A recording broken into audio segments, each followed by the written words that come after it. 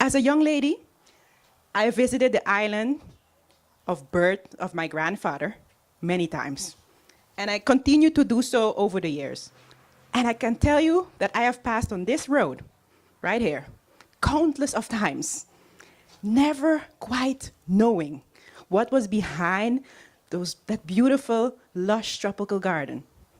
So I must say I was quite surprised when one day Mr. Richards took me to this area to show me, make me visually see what we going to do here. And now we're all sitting here today because we are going to basically unveil the starting of the first phase of the project. So today's signaling of the commencement of work to be done on the rock wall is to be followed by monitoring of the progress of this and other stages pertaining to the rehabilitation of Mary's Fancy. So I ask you now to take a good look around you. Take a good look. Look at the buildings behind you, the buildings in front of me, the walkway, the bridge.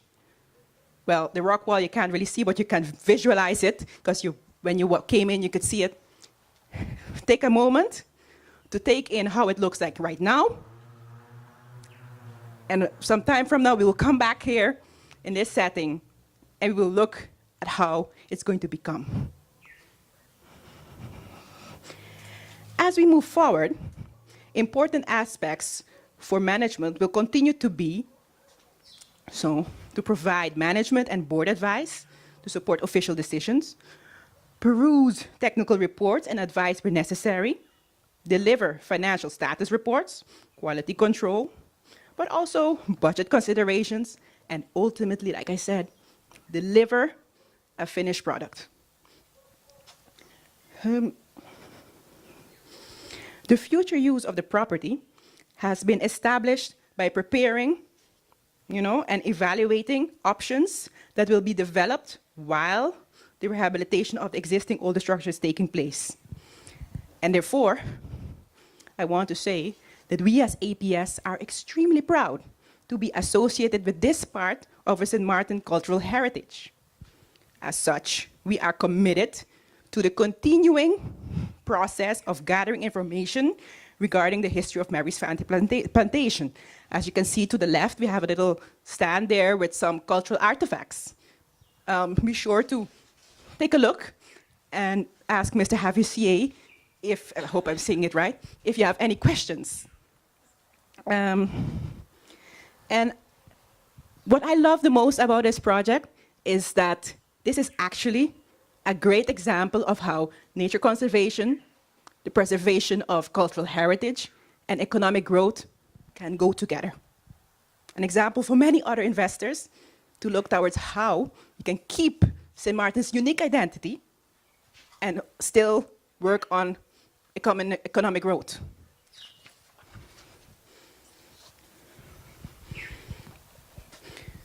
But to be able to keep on this path, we need to work together. That's extremely important. Because being able to invest in great projects means you need to have the funds to be able to do it.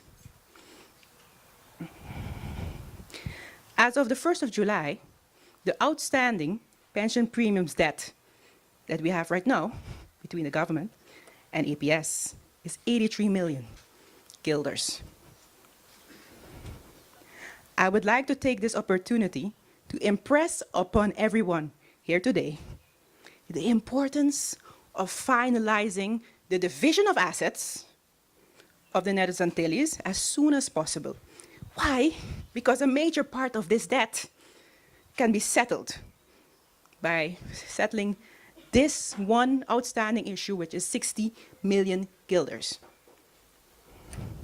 I am confident that our Minister of Finance, Mr. Gibson, Sr., can instill upon his counterpart in Curaçao, Mr. Jardim, that the division of assets needs to be finalized soon, because this has a very serious budgetary impact for the country of St. Martin. So this is important for us, not just for APS, for the entire St. Martin. And in connection with this, with the agreed cancellation of debt, it is also vital that the deeds for the sale of the new government building to SZV and the deeds of the adjacent parcels, known as parcel B and C, are signed, preferably by the end of the month. No pressure. And I say these things not because I want to do things quickly, not because I want to score. I say these things because if we ensure that these pending issues are resolved as soon as possible, this will certainly contribute to a positive coverage ratio, which in turn means that we as APS can guarantee the payment of pensions now and many, many more years in the future to come. And indexation and anything else you can imagine. More investments, great investments like this. So that's why I feel it's very important to touch upon this touchy subject one more time to ensure that everyone understands the vitality of this issue. In closing, I would like to end with the following. May APS continue to count on your support as we build up our pension fund and secure your pensions, among others, by way of investments such as this, Mary Fancy. And I know that together we have a great future ahead. Two is the number of categories into which I could break down the general responses to the news of APS having purchased the Mary's Fancy plantation back in September 2014. On the one hand, you had a group of proponents, persons that were pro and championing the anticipated preservation of a piece of St. Martin's cultural heritage. On the other hand, you had a group of persons who questioned why and who and how. You know the 5 W's and the 1 H? We probably heard all of them and then some more. They made them up. But you know, those two groups actually represent the challenge that is inherent in a project of this nature. In essence, the Mary's Fancy renovation project is about honoring your heritage, our heritage, respecting the monument status of the structures surrounding us here today, and at the same time, finding a feasible and somewhat profitable use for the property that generates the much-needed return on this investment. Because as a pension fund, APS has as core business to ensure that pensions can be paid when to participants once the time comes to do so. During the months since the acquisition of the Mary's Fancy plantation, much has transpired. Because of its monument status, Mary's Fancy is not just a construction project. Specific legislation governs our monuments. Special permits are required. Specific stakeholders are to be heard because, look around. We're in nature. Nature preservationists, as alluded to by Ms. Van Putten in her speech, archaeological experts, because, of course, there's a piece of history in the ground as well. We have advisory councils and bodies that needed to be heard, and many, many others. Many are the challenges to be dealt with and questions to be answered. How so, you may ask? Well, again, look around. One of the most beautiful aspects, I find, of this plantation is the vast number and size of trees that are present. How do we preserve the beautiful flora and fauna that's scurrying around in here under the leaves that is currently found on this property? Remember, many generations have passed through these grounds, leaving behind structures, equipment, materials for us to care for. How do we safely retrieve these, secure these artifacts and remnants of our past? Mr. Havisser, thank you. Traffic on L.B. Scott Road. How do we allow vehicles to enter and exit this property safely without overburdening the traffic flow, both now and in future? And remember, or take note, that when it rains, you all have been here, I'm sure, We know the amount of water that can channel through the trench, or the gutter, as we call it. How do we, as APS, protect this investment? How do we ensure that it can withstand natural disasters and literally prevent it from being washed away? These are just some of the aspects that needed to be dealt with in order to get to this day here today. APS was well supported in this preparatory phase with representatives of FROMI and Culture, engineering firm ICE, consulting firm HISMAR, and in earlier stages, architect, Emmet Padam Singh and Hiren Sway. I can go on and on about the third parties that have played a contributory role to getting us here. And if I've forgotten anyone, and I know I have, because just looking out there, I know I did, but forgive me. You know what you've contributed. We do thank you. In extending invitations to contractors for the submission of bids, reviewing bids, preparing advices for our board, decision-making on whom to award the contract for the first phase of this renovation project to. Those were all steps that we've gone through, the part of the process. But here we stand, July 13th, 2016, marking the initiation of the first phase of this first real estate development / infrastructure project of APS. Over the course of the next 4 to 5 months, what can you expect?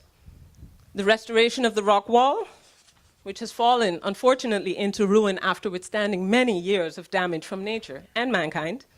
The construction of a sidewalk along the LB Scott Road, the widening and deepening of the trench to increase carrying capacity and thereby protect our investment, and the construction of a new entrance over the from the LB Scott Road over the trench and onto an exit onto the Gladiola Road, or the ballpark road. You'll note that in my previous sentences, I used the word first a few times. This implies that there is more to come. Ms. Van Putten mentioned that as well. This is definitely the case. Not only are there subsequent phases to this project, phases for which it is envisioned that these structures behind me, in front of me, around us, the characteristics of Mary's Fancy's plantation will be upgraded. The plantation house, the boiling house or the sugar mill, the surrounding gardens, the rock wall, all will be upgraded and rehabilitated. There are also more development projects to follow. Of this, I'm certain, given the diligence of a great team of professionals at APS. Ladies and gentlemen, I look forward to the continued cooperation of all involved in realizing the projected goals where it pertains to Mary's Fancy, and trust that once completed, you will be met, or it will be met, with the full approval of all concerned.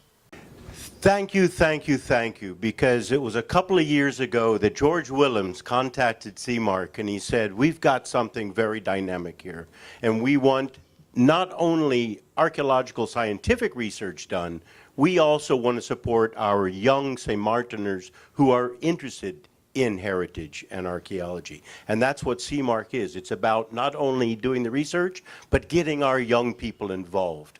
So immediately we were enthusiastic to become part of this project.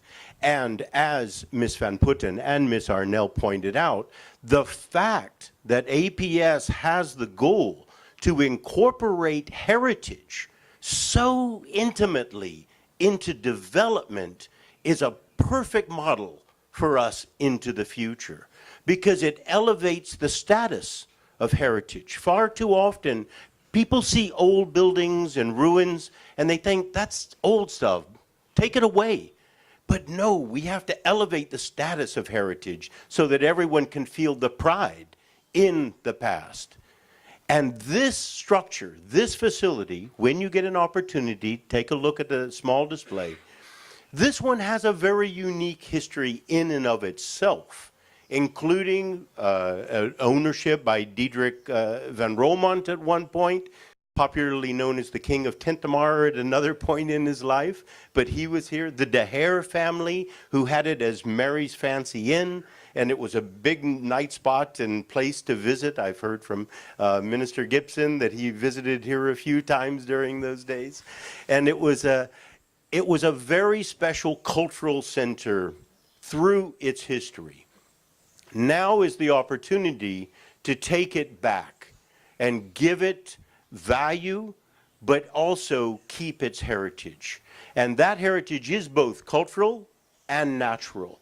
During the archaeological survey work that we did here, we did not only test excavations, but we documented the large trees. And we identified 127 trees which were recommended for protection on this property based on their size and unique species and such.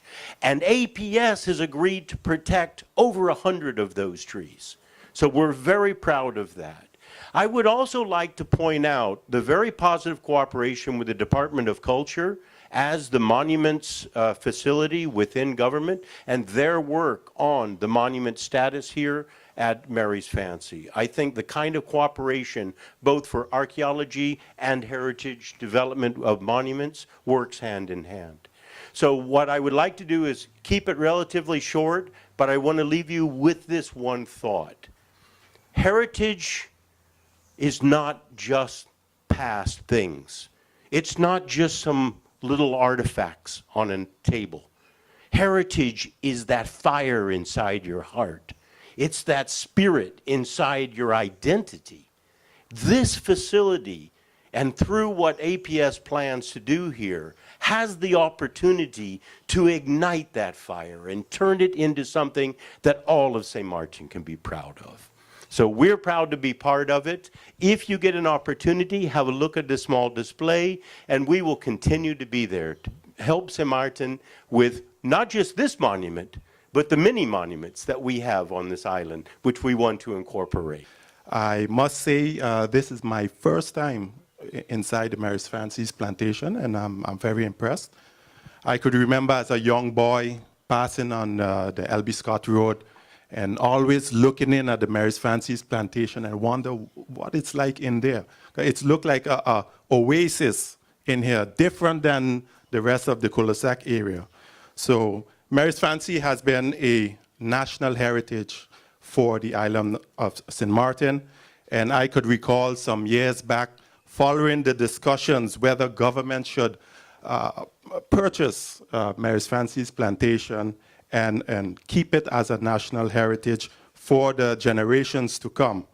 I was well pleased that APS stepped up and purchased APS to give back to the community. I must also commend APS that they partner with government, especially with the Ministry of Romy. I think it was about 2 years back, we had a presentation done by APS, and APS wanted to make sure that everything was done correctly, that the proper procedures was followed, and that everything was according to all the laws and the policies that government has in place. We sat several times, we had discussions, and today is a monumentous day to see that all the discussions, all the hard work that was done in the past 2 years is finally coming to fruition. So in closing, I want to commend APS for giving back to the community, number one, and also for preserving something that I think is dear to all of us, dear to our heart. And I am looking forward to seeing the completion of this project. I still remember the days when I came to Mary's Fancy and sat down to sumptuous dinner in a very well-decorated restaurant run by a German lady who put it all together, who had paintings of leaves in a very, very unique manner, who had furniture in the place that you don't find around every corner, and who could put together a dinner that was unbelievable. The place was a joy to be in, as it is today. And I'm very pleased, many decades after, that we're now revisiting Mary's Fancy. But this time around, it's the beginning of a new chapter. A new chapter with Mary's Fancy now being in the hands of St. Martin General Fund Administrator, APS. APS, having control over this property now, gives me much pleasure. Why? Because it's a fund that we own. Normally, one would seek financing, go abroad, and the benefits that is earned by such financing leaves the island and goes abroad. In this case, with the financing by our own fund, APS, the benefits of it in terms of the return on investment and the value of the property goes to another very important milestone, I should say. I've always said that one of our tasks has to be to creating wealth on St. Martin. This revolving door of money coming in and money going out does not improve wealth. Here now we have a developer, our own developer, APS, financing, getting a return on investment, and that return on investment goes to what? The benefit of pensioners down the road. Whatever APS makes goes to reinforce the fund that we're all going to want to have to be healthy and strong, so that when we reach the age that we're all trying to avoid, that we can receive income to finance our daily living. So from that point of view, whether we like it or not, we have to join shoulders and support the efforts that the director and the board of APS has taken to make sure that that fund is being strengthened in every which way but loose. So the government of St. Martin, I want to say, supports this effort 110% if that's possible, because it's good for you, it's good for the government, it's good for all the citizens of St. Martin. Let me take a moment to address the question of the famous arrangement that was made with APS to seek a solution to repay a loan that was built up, not a loan, a debt that was built up to the tune of 83 million guilders. We sat with APS, and after several meetings we came to an arrangement, and that arrangement included that we would allot a parcel of land next to the administration building that would allow APS to build a parking garage and some office buildings, office spaces for a certain amount, which would be deducted from the debt that government had to APS. And we agreed that all of the money, which is approximately 60 million, that is owed to us from the division of the assets of the Netherlands Antilles, that our share of that, which is around 59 million, would go towards redemption of the debt to APS. Of course, there's a catch. We cannot settle that commitment to APS until the funds are transferred to us. All agreements are in place. There is no disputes. In fact, Curaçao already received its share, and the division committee, the Vereffeningscommissie, as they call it in Dutch, has actually been disbanded. It no longer exists. And the only one who owes us that money is Curaçao. And we have put water in the wine, as they would say in Dutch. We have made compromises to make certain that there is no disputes, no arguments in terms of payments of that money and it was committed it would get paid this month, and I have every belief that it will. But I always look at the glass half empty and try to be cautious and don't take no chances.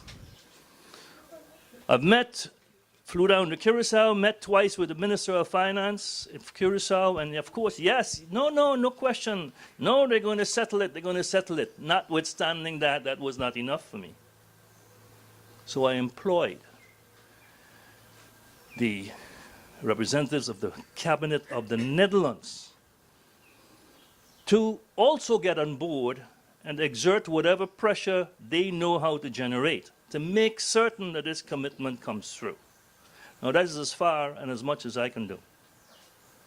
Monday, we have scheduled a video conference between the director of BZK, Minister of Finance of St. Martin, and the Minister of Finance of Curacao, with all that I've told you before in mind to make certain that this money will be on its way to St. Martin. So, Director Richards, I've done what I could to the maximum. I do not have no concern. Of course, you never know. And with my half glass empty theory, I'm my God every second and every minute to make sure that that comes through so that there are no issues surrounding it. The issue in terms of transfer of the property, as was raised by the managing director, well, we're actually waiting on APS and Cadastre to finalize, and Domain Behir, to finalize the made brief.